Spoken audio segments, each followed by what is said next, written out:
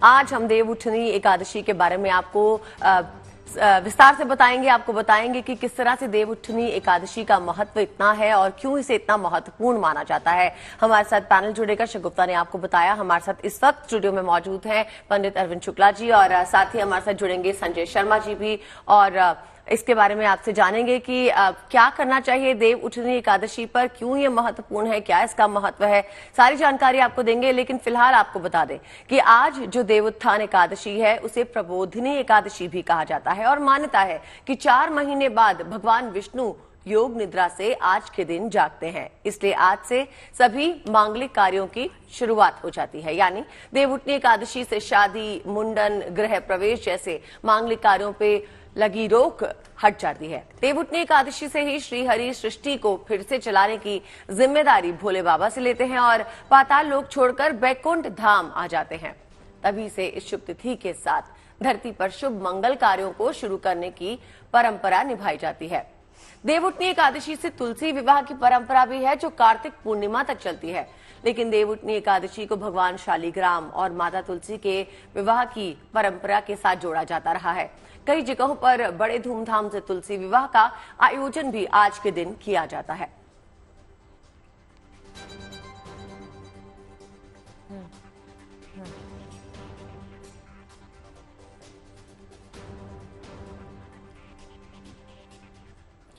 तो हमारे साथ इस वक्त स्टूडियो में मौजूद है पंडित अरविंद शुक्ला जी। पंडित जी, सबसे पहले आपसे जानना चाहूंगी, साल भर की सभी एकादशियों में इस देवउठनी एकादशी को सबसे महत्वपूर्ण क्यों कहा गया है? सभी देशवासियों को देव उत्थान एकादशी की हार्दिक शुभकामनाएं। जैसे कि आपने प्रश्न बड़ा उत्तम किया कि इस एकादशी को क्यों इतना महत्वपूर्ण कहा गया है, तो इस एकादशी को महत्वपूर्ण इसलिए कहा गया है क्योंकि इसको देव उत्थान एकादशी कहते हैं, देव प्रबोधनी एकादशी कहते हैं।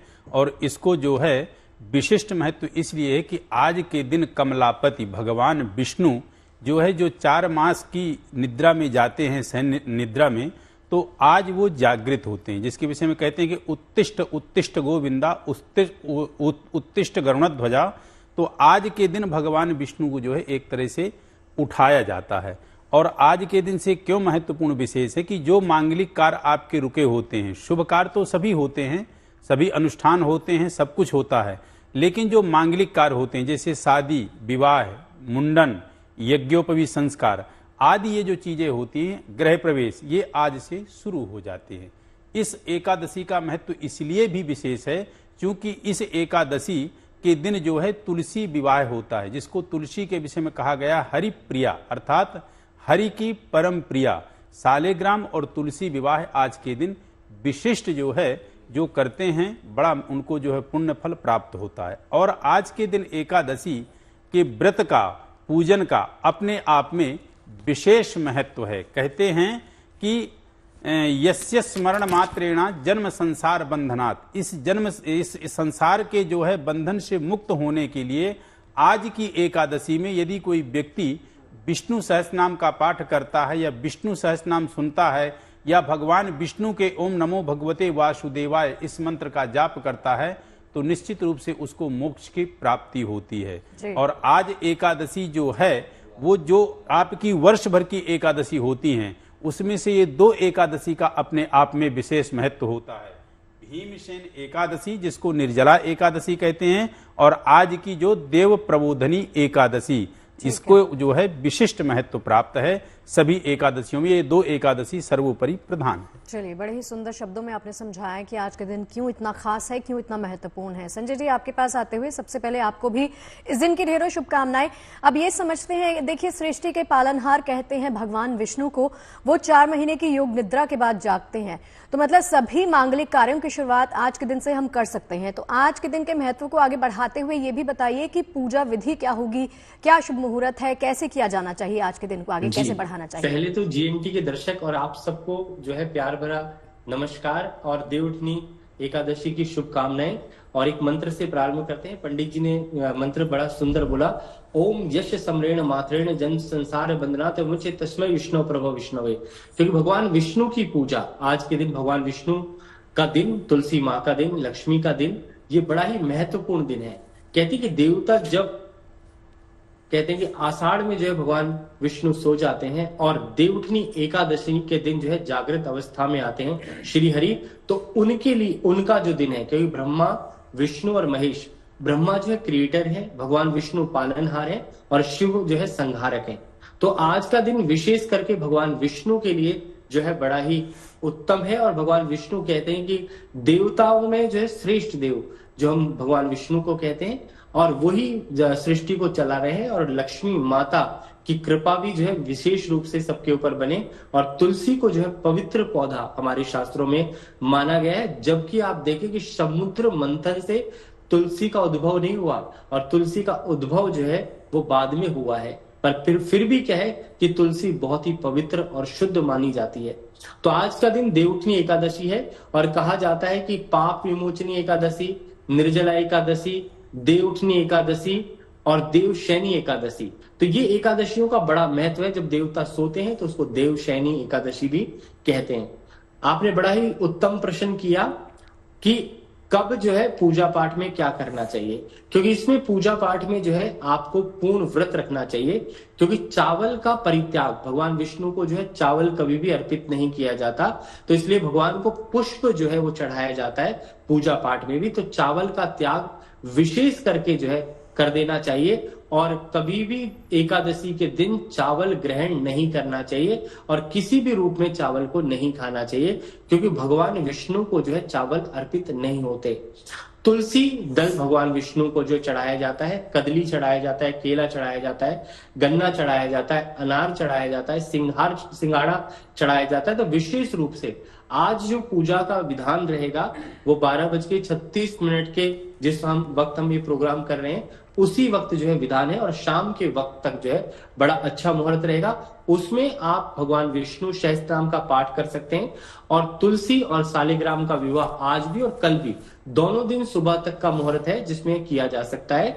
और आज के दिन विष्णु सहस्त्रनाम के अलावा कनकधारा स्तोत्र का पाठ और श्री सूक्तम का पाठ विशेष रूप से करना चाहिए। और आज का दिन विशेष करके जो वैष्णव लोग हैं उनको भगवान विष्णु की आराधना पूर्ण श्रद्धा और मन से करनी चाहिए। ओम जैसे ओम विष्णु रराट मसी विष्णु सूर्य से विष्णु धूर्वसी वैष्णव मसी विष्णवी त्वा।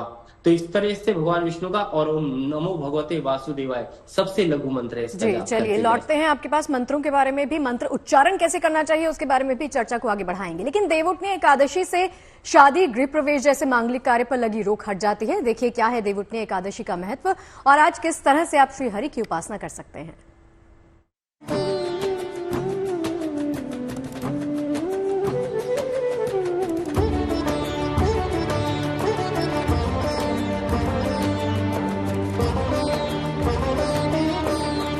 चार महीने की योग निद्रा से जागे श्रीहरि, हुआ चातुर्मास का समापन। आज देवउठनी एकादशी से मंगल कार्यों का हुआ शुभारंभ। सनातन धर्म में एकादशी तिथि का खास महत्व है और देवउठनी एकादशी को लेकर मान्यता है कि ये एकादशी हर साल अपने साथ शुभ कार्यों की शुरुआत लेकर आती है। माना जाता है कि कार्तिक शुक्ल एकादशी पर देवतागण जागते हैं, इसलिए इसे देवउठनी एकादशी नाम दिया गया है। इस एकादशी के साथ ही चातुर्मास समाप्त हो गया। मान्यताओं के अनुसार असुर राज बलि को दिए गए एक वचन के अनुसार भगवान विष्णु देवशयनी एकादशी से लेकर देवउठनी एकादशी तक पाताल लोक में विश्राम करते हैं। इन्हीं 4 महीनों को चातुर्मास नाम दिया गया है और इस दौरान कोई भी शुभ और मांगलिक कार्य वर्जित रखे गए हैं। देवउठनी एकादशी के महत्व को समझने के लिए उसके पीछे की मान्यता को भी जानना जरूरी है। कहते हैं कि इस एकादशी पर ही भगवान विष्णु पूरे 4 महीने बाद अपनी योग निद्रा से जागते हैं, इसलिए इस तिथि के बाद से ही शादी विवाह जैसे मांगलिक कार्य शुरू किए जाते हैं। पंचांग के अनुसार देवउठनी एकादशी की तिथि 11 नवंबर यानी कल शाम 6:46 से शुरू हो चुकी है और तिथि का समापन 12 नवंबर यानी आज शाम 4:04 पर होगा। देवउठनी एकादशी का पारण 13 नवंबर को सुबह 6:42 से लेकर 8:51 तक होगा। देव उठनी एकादशी पर श्रीहरि की पूजा और व्रत का खास विधान है। सुबह जल्दी उठकर स्नान करें, घर के मंदिर में दीप जलाएं, भगवान विष्णु का गंगा जल से अभिषेक करें, भगवान विष्णु को पुष्प और तुलसी अर्पित करें। संभव हो तो इस दिन व्रत भी रखें। देव उठनी एकादशी के दिन तुलसी विवाह भी होता है। आज भगवान विष्णु के शालिग्राम अवतार और माता तुलसी का विवाह किया जाता है। इस दिन माता तुलसी और शालिग्राम भगवान की भी विधि विधान से पूजा करें। भगवान की आरती के साथ भोग लगाएं। भगवान विष्णु के भोग में तुलसी को अवश्य शामिल करें, क्योंकि मान्यता है कि बिना तुलसी के भगवान विष्णु भोग ग्रहण नहीं करते हैं। इस पावन दिन भगवान विष्णु के साथ ही माता लक्ष्मी की भी पूजा करें। मान्यता के मुताबिक देव उठनी एकादशी से ही श्रीहरि सृष्टि को फिर से चलाने की जिम्मेदारी भोले बाबा से लेते हैं और पाताल लोक छोड़कर बैकुंठ धाम आ जाते हैं। तभी से इस शुभ तिथि के साथ धरती पर शुभ मंगल कार्यों को शुरू करने की परंपरा निभाई जाती रही है। तो आप भी इस देव उठनी एकादशी पर करें श्री हरि की उपासना और पाएं शुभता का आशीर्वाद। Bureau report, good news today. तो पंडित जी हमारे साथ मौजूद हैं, पंडित अरविंद शुक्ला इस वक्त हमारे साथ स्टूडियो में मौजूद हैं और संजय शर्मा जी भी हमारे साथ बने हुए हैं। तो अरविंद शुक्ला जी से एक बार जानने की कोशिश करते हैं कि पंडित जी, आज के दिन कहा जाता है मां तुलसी और शालिग्राम का विवाह हुआ था और आज ही से जो है हिंदू संस्कृति के मुताबिक विवाह की शुरुआत हो रही है, मौसम खुल रहा है, शादियां शुरू हो रही हैं। तो ये बताइए कि आज के दिन ऐसा क्या हुआ, तुलसी विवाह की वजह से शादियां शुरू हो रही हैं या देव जो है खुद धरती पर आते हैं इसलिए शादियां शुरू हो रही है? क्या कारण है इसके पीछे? जी देखिए, ऐसा है कि एक इसका जो विशेष कारण है, विशेष कारण यह है कि भगवान विष्णु जो है आज के दिन अपनी चातुर्मास जो योग निद्रा में गए हुए थे उससे जागृत होते हैं। तो ये भगवान विष्णु पालन करता है। पालनकर्ता के कारण जो आपके शादी और विवाह का मुहूर्त है वो आज के दिन से जो है प्रारंभ होता है। शादी, विवाह, गृह प्रवेश, मुंडन, यज्ञोपवीत संस्कार आदि आदि चीजों का। तो आज के दिन का जो है अपने आप में विशेष जो है शुभ कार्यों के लिए विशिष्ट महत्व है। और एकादशी का जो व्रत है वो व्रत क्यों महत्व है? क्योंकि एकादशी के व्रत को जो है व्रतराज कहा गया। भगवान श्री कृष्ण ने अर्जुन को जब अपना विराट रूप दिखाया तो अर्जुन से कहा कि हे अर्जुन, मैं नदियों में गंगा हूं, तारों में चंद्रमा हूं, देवताओं में वासुदेव हूं और दिनों में बृहस्पतिवार हूं। उसी प्रकार व्रतों में एकादशी व्रत हूं। जैसे गीता गंगा च गायत्री, गीता के समान किसी भी चीज में ज्ञान नहीं है। अर्थात गीता भगवान श्री कृष्ण के मुखारविंदों से गाई हुई है, जिसके विषय में कहते हैं कि गीता गंगोदकम पित्वा पुनर्जन्म न विद्यते। गीता रूपी जिसने जो है पाठ किया होगा, गीता रूपी ज्ञान में जिसने जो है गोता लगाया होगा, उसका जन्म दोबारा नहीं होता। तो गीता गंगा, गंगा नदी के समान या गंगा जल के समान कोई चीज पवित्र नहीं है और गायत्री मंत्र के समान कोई मंत्र नहीं है, क्योंकि अपने आप में ये विशेष और महामंत्र है, अमोघ मंत्र। उसी प्रकार जिस प्रकार गीता गंगा च गायत्री है, उसी प्रकार व्रतों में व्रतराज एकादशी है। एकादशी का व्रत हर व्यक्ति को, हर प्राणी को, स्त्री को, पुरुष को, वैष्णव को, शैव संप्रदाय को, किसी को भी हो, एकादशी का व्रत पालन जरूर करना चाहिए। और मान लीजिए एकादशी का व्रत वो नहीं पालन कर पा रहा है तो उस दिन उस व्यक्ति को मैक्सिमम से मैक्सिमम, अधिक से अधिक अपनी जिह्वा पे ये कंट्रोल रखना चाहिए कि वो अन्न का जो है पान ना करे, अन्न ग्रहण ना करे, क्योंकि उस दिन सभी तरह से जो है पाप का वास अन्न पे होता है। और मान लीजिए अन्न खाना भी है तो किसी भी प्रकार का लहसुन प्याज आदि जो है तामसी प्रवृत्ति का खाना बड़ा स्वादिष्ट और चटपटा बना के ना खाएं। एक तो ये, उसके साथ साथ देखिए बार बार कहा जा रहा है कि विष्णु सहस्त्रनाम का पाठ। तो विष्णु सहस्त्रनाम में ऐसा है क्या? क्योंकि विष्णु सहस्त्रनाम में 1000 नाम है और 1000 नामों से प्रभु को एक तरह से प्रसन्न किया जा रहा है और आज जगाया जा रहा है। जिसके विषय में बीच बीच में आता है क्या कि जिसके विषय में कहते कि चतुर्मूर्तिस चतुर्बाहुस चतुर्व्यूहस चतुर्गति चतुरात्मा चतुर्भावस चतुर्वेद विदेकपात। अर्थात 4 चीजों की प्राप्ति होगी, धर्म अर्थ काम मोक्ष। आपके जीवन में जो 4 पुरुषार्थ होते हैं इनकी प्राप्ति होगी। और क्या कहते हैं? स्वस्तिदा स्वस्ति कृत स्वस्ति स्वस्ति भुक स्वस्ति दक्षिणा। आपको चारों दिशाओं से मंगलमयी ही जो है वातावरण और मंगलमयी ही शुभ आपको समाचार प्राप्त होंगे। और उसके साथ साथ जन्म मृत्यु जरा व्याधि भयम नैवोपजायते, जन्म मृत्यु जरा व्याधि ये 4 प्रकार के कष्ट होते हैं। जब जन्म होता है वह भी भयंकर कष्ट होता है, मृत्यु जब होती है, प्राण जब निकलते हैं वो भी बड़ा भयंकर कष्ट होता है, जन्म मृत्यु जरा व्याधि। और जब किसी भी प्रकार से हमारी वृद्धावस्था आती है, जरा अवस्था आती है, तो बड़ा कष्टमयी रहता है शरीर। तो कहने का तात्पर्य कि विष्णु सहस्त्रनाम के पाठ के श्रवण से कर पाना हर व्यक्ति के लिए संभव नहीं है, क्योंकि विष्णु सहस्त्रनाम पाठ कठिन है, क्लिष्ट है। तो आप यदि सुन भी लेते हैं नेट के माध्यम से तो भी आपका जीवन धन्य हो जाएगा। और उसमें हर चीज की प्राप्ति है। लक्ष्मी के भी विषय में उसमें भगवान विष्णु के नाम आते हैं। क्या? स्वस्ति द स्वस्ति कृ स्वस्ति स्वस्थ नहीं, श्रीद श्री श्री निवासा श्रीनिधि श्री विभावन श्रीधर श्रीकर श्रेया श्रीमान लोकत्रय श्रेय। आप पूरे दिन कुछ भी ना करें, सिर्फ और सिर्फ विष्णु सहस्त्रनाम का पाठ सुन लें, उतने में ही आपका जीवन धन्य हो जाए। ठीक है संजय जी, आपके पास आते हुए पहले दर्शकों के लिए एक बार ये भी बता दीजिए कि आज से कौन कौन से मांगलिक कार्य किए जा सकते हैं। एक और प्रश्न इसी के साथ जोड़ देती हूँ कि किसी के विवाह में अगर कोई रुकावट आ रही है, कोई दिक्कत आ रही है, तो वो भी कोई उपाय कर सकता है आज के दिन? जी, बहुत सुंदर प्रश्न किया आपने। देखो, आज के दिन से पूर्ण रूप से जो है और सारे कार्य पहले भी किए जाते हैं। आज के दिन से जनेऊ संस्कार का प्रारंभ हो जाता है। विवाह से मांगलिक कार्य, जितने भी मांगलिक कार्य हैं वो सारे कार्य किए जा सकते हैं।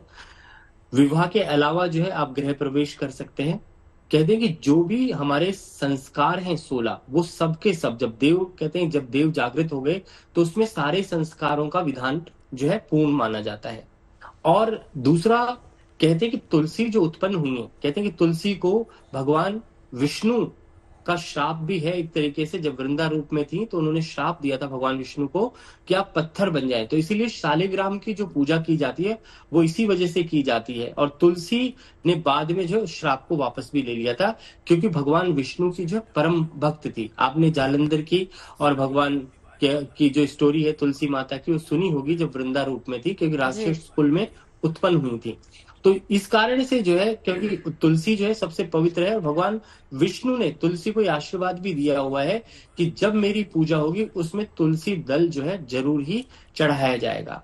और विष्णु के मंत्रों का जो है पाठ, कहते हैं विष्णु सहस्त्रनाम में पंडित जी ने बड़े सुंदर मंत्र बोले, पर मैं 5 मंत्र जो अपने दर्शक देख रहे हैं इस प्रोग्राम को बहुत सुंदर तरीके से मैं आपको भी सुना देता हूं, जिससे कि आप लोगों का, कहते हैं कि आज देवउठनी एकादशी पर सब जो है इस महत्व को समझें और जानें।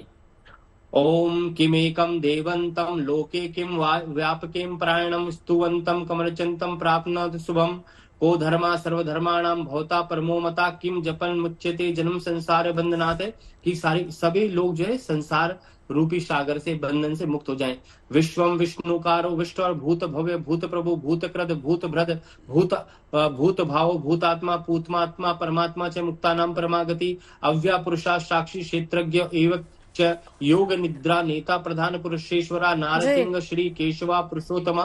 तो इस प्रकार से जो है इन मंत्रों को उच्चारण करने से, विष्णु सहस्त्रनाम का पाठ करने से, जब हम कोई भी पाठ करते हैं तो उससे क्या है कि हमें आनंद की प्राप्ति होती है। और भगवान के 1000 जो नाम हैं, कहते हैं सहस्त्र नाम, सहस्त्र का अर्थ ही 1000 होता है, उनका जप करने से भगवान प्रसन्न हो जाते हैं। और देवउठनी एकादशी के दिन भगवान विष्णु की पूजा, कनकधारा स्तोत्र, श्री सूक्तम, इसके अलावा जो है आप जो है सबसे विशेष रूप से जो पूजा कर सकते हैं, पुरुष सूक्तम का पाठ भी कर सकते हैं। तो ये सारी पूजाएं अगर की जाए तो भगवान विष्णु जो है कहते हैं कि एक तरीके से अब वैकुंठ धाम में आ गए हैं, तो उनको प्रतिष्ठित होने में, आप लोगों के जीवन में शांति लाने में भगवान विष्णु का सबसे बड़ा रोल होता है। और भगवान विष्णु के हाथों में शंख चक्र गदा पद्म और वरमालाएं जी, तो सुख समृद्धि भरे जीवन के लिए आज के दिन विष्णु सहस्त्र नाम का पाठ किया जाना चाहिए। अरविंद जी, आपसे एक बात जानना चाहूंगी। कहा जाता है कि आज के दिन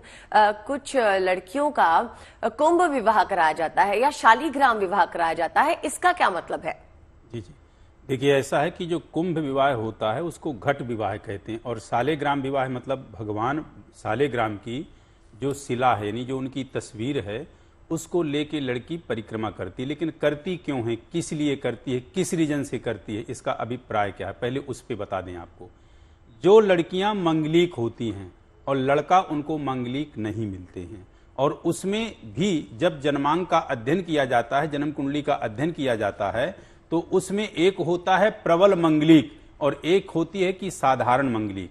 तो लड़की के लिए तो ऑप्शन होता है कि वह सालेग्राम भगवान को अपना पिता, अपना परमेश्वर, अपना पति सब कुछ मान करके अपनी मांगलिक की जो अरिष्टता है, यानी मंगल दोष की जो अरिष्टता है, जो शादी में आने वाले उसके जीवन में विघ्न बाधा है, उस बाधा को भगवान प्रभु यानी नारायण विष्णु हरण करें और मैं पूरी तरह से हर प्रकार के दोष से मुक्त होकर के अपने दाम्पत्य जीवन में सुख की अनुभूति और दाम्पत्य जीवन को बहुत ही सुखदमयी व्यतीत करूं। इसलिए सालेग्राम विवाह है और उसको जो है कुंभ विवाह है, उसको जो है बट विवाह है, बरगद विवाह है, पीपल विवाह है, आदि आदि नामों से जाना जाता है। कब ये कराते हैं? जब लड़की के जन्मांक में मंगल प्रथम में, चतुर्थ में, सप्तम में, अष्टम में और द्वादश में जब बैठता है तो वह जन्मांक क्या बन जाता है?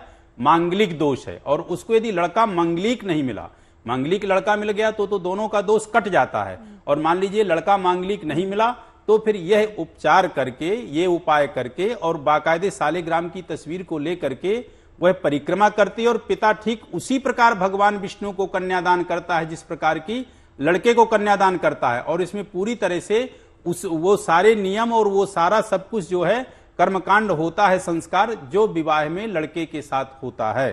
तो इससे क्या होता है कि उस लड़की के जीवन में जो दाम्पत्य जीवन में आने वाली अड़चन है, विपदा है, परेशानी है, वह भगवान श्री हरि विष्णु हरण करते हैं, उसको नष्ट करते हैं और उसका जीवन सुखदमयी होता है। एक तो ये।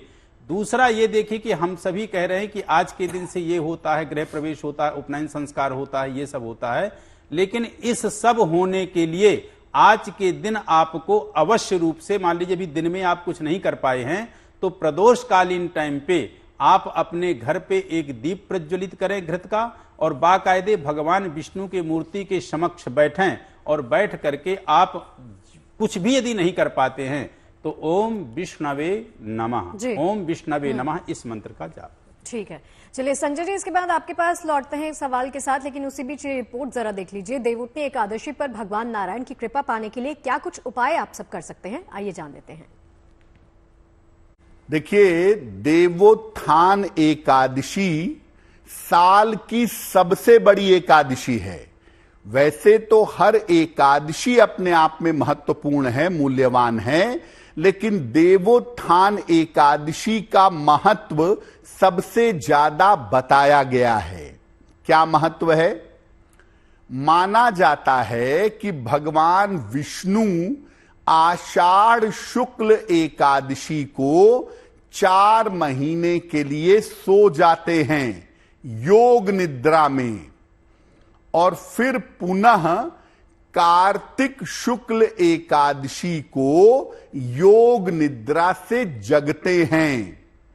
इन 4 महीनों में देव शयन होता है या हरि शयन होता है, इसलिए इन 4 महीनों में समस्त मांगलिक कार्य वर्जित होते हैं। जब देव अर्थात भगवान विष्णु जगते हैं तभी कोई मांगलिक कार्य संपन्न हो पाता है। देव जागरण होने की वजह से या देव उत्थान होने की वजह से इसको देवोत्थान एकादशी कहा जाता है। देवताओं का, शुभ शक्तियों का उत्थान होता है, चारों तरफ शुभता पैदा होती है, इसीलिए इसको देवोत्थान एकादशी कहते हैं। इस दिन उपवास रखने का, पूजा उपासना करने का विशेष महत्व है। कहा जाता है देवोत्थान एकादशी पर अगर आप उपवास रखते हैं, साधना करते हैं, तपस्या करते हैं, तो इससे आपको मोक्ष की प्राप्ति होती है।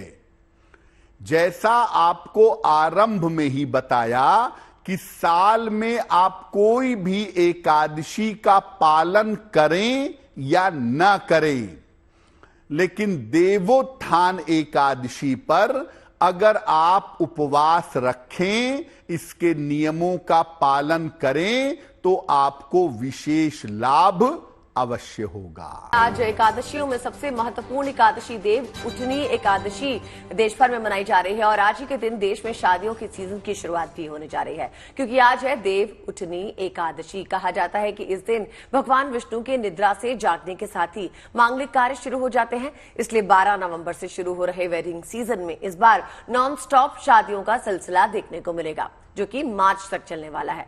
ऐसे में शादियों के इस सीजन में बाजारों में भी अच्छे कारोबार की उम्मीद जताई जा रही है।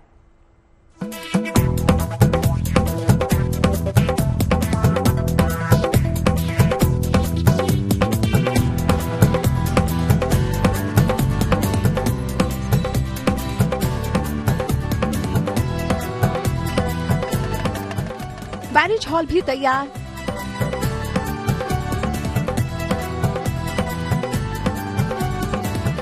केटरिंग वाले भी तैयार,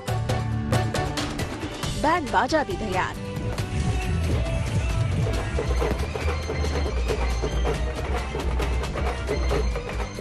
और तो और शादियों के सीजन को लेकर कपड़ा और सर्राफा व्यापारी भी तैयार है, क्योंकि देव उठनी एकादशी से देश में शादियों का सीजन शुरू होने जा रहा है। दरअसल देव उठनी एकादशी को मांगलिक कार्यों की शुरुआत के लिए सबसे अच्छा दिन माना जाता है। लिहाजा इस दिन से देश में वेडिंग सीजन का श्री गणेश हो रहा है। अब जो शादियों का सीजन है वो 12 नवंबर से 15 दिसंबर तक जो होने वाला है, उसमें कम से कम मैं ये समझता हूँ 4.5 लाख शादियां दिल्ली में हैं। शादी ब्याह भी लाखों की तादाद में है दिल्ली के अंदर, और यहाँ तो दिल्ली से बाहर का व्यापारी भी आता है। तो अब की बार व्यापार बहुत अच्छा होना चाहिए, ऐसी हमारे को उम्मीद है। बहुत उत्साहित हैं लोग, और अच्छी वैरायटी, लेटेस्ट वैरायटी, हल्की वैरायटी जैसी ग्राहक को रेंज वाइज हम देने की कोशिश कर रहे हैं। तो अब की बार बहुत अच्छा व्यापार जाना चाहिए। शादियों के सीजन को देखते हुए देश भर के बाजारों में भी अच्छी खासी रौनक देखने को मिल रही है। त्योहारों के बाद से ही कोई कपड़ों और गहनों की खरीदारी में जुटा है, और कोई गाड़ी, बर्तन, फर्नीचर और गृहस्थी से जुड़ा सामान खरीद रहा है, ताकि बेटे बेटियों की शादी धूमधाम से की जा सके। कल देव उठनी एकादशी के साथ शुरू होने जा रहा है वेडिंग सीजन। वेडिंग सीजन की शुरुआत होते ही जगह जगह बाजारों में जो है रौनक नजर आने लगती है, और तमाम त्योहार बीत जाने के बाद अब बारी है इस सीजन की। तो इस सीजन के लिए बाजारों में तो रौनक है, लेकिन जब शादियों की बात हो तो सबसे पहले बात आती है लहंगे और साड़ी की। लेकिन बात लहंगे साड़ी की हो रही है तो वो दिखाना भी बेहद जरूरी कि किस तरीके की जो ट्रेंड है वो इस वक्त बाजार में उपलब्ध है। इस तरीके की न्यूली वेड जितनी भी होती है लड़कियां वो पसंद करती है। तो तमाम जो है ऑप्शंस आपको दिख जाएंगे, चाहे फिर वो नेट की साड़ी हो, बांधनी प्रिंट में साड़ी हो, या फिर ये आप लोग बैठे हो, आप लोग ज्यादा बेहतर बता पाओगे क्योंकि आप लोग यहाँ पे खरीदारी के लिए आए हो। सब घर की शादी है, पहले ये बताइए। बिल्कुल घर की शादी है, बेटे की शादी है जी हमारे। काफी मात्रा में जो है अलग अलग तरीके के ऑप्शंस है लड़कों की शेरवानी के। आप सबसे पहले तो एक ऑप्शन मेरे सामने ही देख सकते हैं कि किस तरीके से कैलकाटा वर्क किया गया है इस चिकनकारी शेरवानी के ऊपर। आइवरी एक ऐसा शेड है, क्रीम, ऑफ वाइट, ये 3-4 शेड ऐसे हैं जो सबसे ज्यादा लड़कों के लिए ऑप्शन यही है। बिल्कुल मैम, सबसे ज्यादा ये चलते हैं शेड इस टाइम। ब्राइट कलर्स को इतने ज्यादा प्रेफर नहीं करते। ब्राइट कलर आजकल चलता नहीं, क्योंकि पार्टी फंक्शन में वो ब्राइट कलर अच्छा लगता है। और इसमें ऑफ वाइट कलर हो गया, क्रीम शेड हो गया, ये सब शेड चल रहे हैं इस टाइम। और आजकल ना सबसे ज्यादा चल रहा है मोनोटोन। जैसे मोनोटोन क्या होता है? जैसी शेरवानी है वैसी पगड़ी, वैसा ही दुपट्टा। ये तस्वीरें देश की राजधानी दिल्ली से है, जहां शादियों के इस सीजन को लेकर कारोबारियों ने भी पूरी तैयारी कर रखी है। व्यापारियों के संगठन confederation of all India traders यानी कैट का अनुमान है कि अकेले राजधानी में ही नवंबर और दिसंबर के महीने में 4.5 लाख शादियां हो सकती हैं, जिससे 1.5 लाख करोड़ रुपए का कारोबार होने की उम्मीद जताई जा रही है। शादी का जो सीजन है उसमें जो व्यापार होता है उसमें छोटे से छोटे कारीगर से लेकर के बड़े से बड़े व्यापारी को बड़ा व्यापार मिलता है। कुल मिलाकर के यदि देखा जाए तो रेडीमेड गारमेंट हैं, गिफ्ट आइटम्स हैं, इसके अलावा घड़ियां हैं, टॉयज हैं, खाने पीने की वस्तुएं, ऐसी बहुत सारी वस्तुएं हैं जिनको बड़ा व्यापार मिलता है। शादियों के इतने लंबे सीजन को देखते हुए व्यापारी काफी ज्यादा उत्साहित है। उन्हें उम्मीद है कि लोगों में जिस तरह का उत्साह वेडिंग सीजन को लेकर दिख रहा है, उससे अच्छे कारोबार की उम्मीद बढ़ गई है। दिल्ली से मनीषा लड्डा के साथ bureau report good news today. और देखिए, शादियों पर हमारी रिपोर्ट आपने देख ली है। इसी से जुड़ा हुआ सवाल अरविंद जी आपके सामने रखती हूँ। एक तो शादी ब्याह में आ रही दिक्कतों को अगर दूर करना चाहते हैं तो फिर कैसे करें, और एक और सवाल इसके साथ जोड़ देती हूँ। कहा जाता है कि जिन दंपतियों के कन्या अगर नहीं होती है तो वो आज के दिन तुलसी विवाह करके कन्यादान का पुण्य प्राप्त कर सकते हैं। कहाँ तक सत्य? जी, बिल्कुल सत्य है। जिनके कन्या नहीं है उनको कन्यादान अवश्य करना चाहिए। क्यों करना चाहिए? जब आप दान देंगे तभी तो आपको वह चीज प्राप्त होगी। कहने का तात्पर्य, जिनकी शादियां नहीं होती हैं और बहुत कुछ उनके पास विभव होता है, हर तरह से संपन्न होते हैं, लेकिन उनके जीवन में जो है एक तरह से सब कुछ सूनापन रहता है। क्यों रहता है? क्योंकि उनको एक कन्या की प्राप्ति नहीं होती है। क्यों नहीं होती? क्योंकि उनने पूर्व जन्म में जब दिया ही नहीं तो इस जन्म में मिलेगा क्या? जो हम देते हैं वही हम प्राप्त करते हैं। तो निश्चित रूप से तुलसी विवाह का जो है आपको कन्यादान करना चाहिए। ये कन्यादान करने से अगले जन्म आप जो है कभी भी किसी भी पोजीशन में अविवाहित नहीं रह सकते हैं। एक ये, जिन लोगों की शादी नहीं हो पा रही वो लोग करें क्या? जैसे जिन लड़कियों की शादी नहीं हो पा रही है वो आज के दिन से कात्यायनी मंत्र का जाप अवश्य करें। उससे शीघ्र शादी होती है, नहीं अच्छा घर और अच्छा वर प्राप्त होता है। मंत्र है ओम कात्यायनी महामाये महायोगनिधीश्वरी नंद गोप सुतम देही पति में कुरते नमः। जिन लड़कों की शादी नहीं हो रही है वो लड़के क्या करें? वो लड़के पत्नी प्राप्ति के लिए जो है मंत्र यह है, इसका जाप करें तो निश्चित रूप से उनको सुलक्षणा और जो है धर्मपरायणा पत्नी प्राप्त होगी। मंत्र क्या है? मंत्र है पत्नी मनोरमाम देही मनोवृत्तानुसारिणीम तारिणीम दुर्ग संसारा सागरस्य कुलोद्भवम। अर्थात दुर्गम इस संसार से जो आपको भव पार करा दे, ऐसी सुलक्षणा पत्नी की आपको प्राप्ति होगी। तो इस दिन आप इस तरह से ऐसा करें। ठीक है जी। संजय जी के पास चलते हैं। संजय जी, देखिए, कहते हैं कि आपने पहले भी बताया विष्णु सहस्त्र नाम का पाठ आज के दिन किया जाए। कोई ऐसा और मंत्र जिसे अगर आप सिर्फ सुन भर ले तो आपके जीवन में सुख समृद्धि शांति आए? जी बिल्कुल। एक मंत्र है जिसको आप बार बार सुन सकते हैं। ओम हिरण्यगर्भा समवर्तताग्रे भूतस्य जातः पतिरेकयासीत् सदाधार पृथ्वीं ध्यामुते मां कस्मै देवाय हविखा विधेमाम्। ओम विश्वानि देव सवितर्दुरितानि परासुव यद्भद्रं तन्नयासुव। इस प्रकार से जो मंत्र है इनका उच्चारण अगर किया जाए और पंचा अमृत लेकर के और भगवान विष्णु को अर्पित कर दिया जाए, और जिनका पंडित जी ने बड़ा सुंदर बताया विवाह नहीं हो रहा तो वो लोग जो है भगवान विष्णु का ध्यान कर सकते हैं, और कृष्णाष्टकम मधुराष्टकम का पाठ के अलावा जो है दुर्गा जी का एक लघु मंत्र है वो भी कर सकते हैं। दुर्गे देवी नमस्तुभ्यम सर्व कामार्थ साधिके मम सिद्धिम सिद्धिम सिद्धिम व स्वप्ने सर्व प्रदर्शया सर्व मंगल मांगल्ये शिवे सर्वार्थ साधिके शरण्ये त्र्यंबके गौरी नारायणी नमस्तुते पत्नी मनोरमाम देही मनोवर्तांत सारणिम तारणिम दुर्ग संसार सागरस्य कुलोबद्वाम। तो जो मंत्र हैं इनका उच्चारण दीर्घ स्वर में करें जिससे कि आपके सभी कार्य जो है सिद्ध हो जाए और विष्णु भगवान को सब कुछ समर्पित कर दें।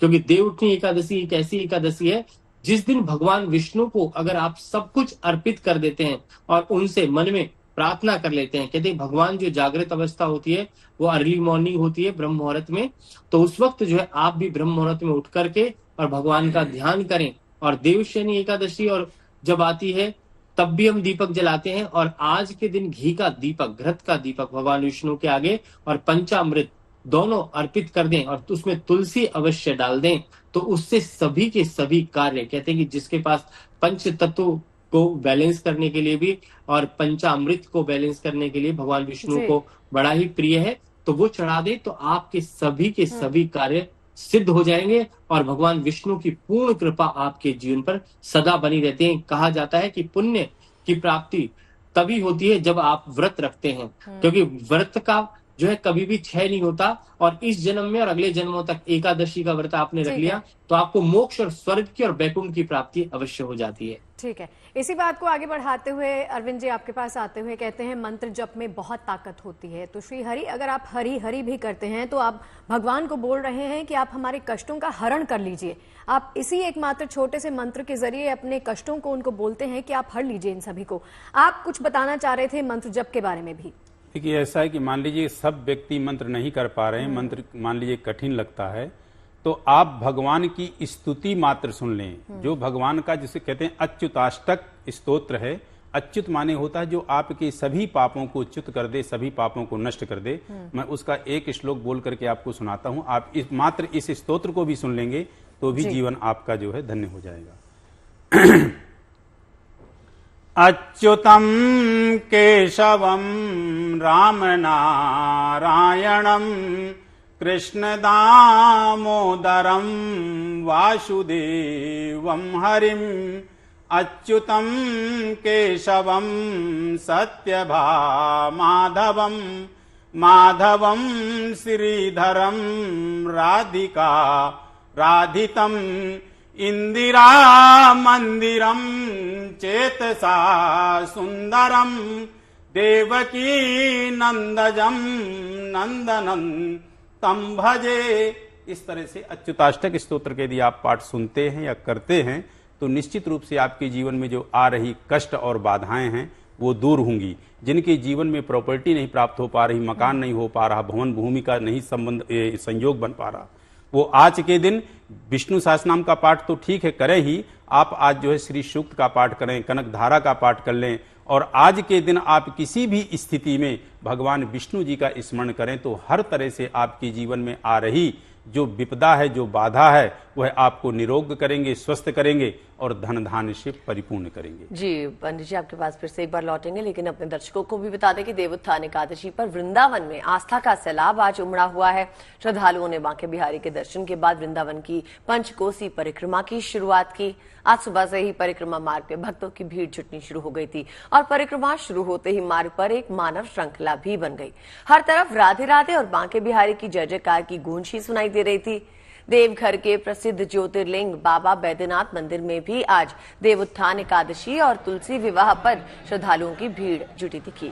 शुभ दिन होने के कारण देश के कोने कोने से लाखों की संख्या में श्रद्धालु धार्मिक अनुष्ठानों के लिए देवघर पहुंचे। भक्त लंबी कतारों में भगवान भोलेनाथ के जयकारे लगा रहे थे। एकादशी भगवान को अति प्रिय है एवं साल में एक बार आने वाली ये एकादशी अति पुण्य फलदायी मानी गई है।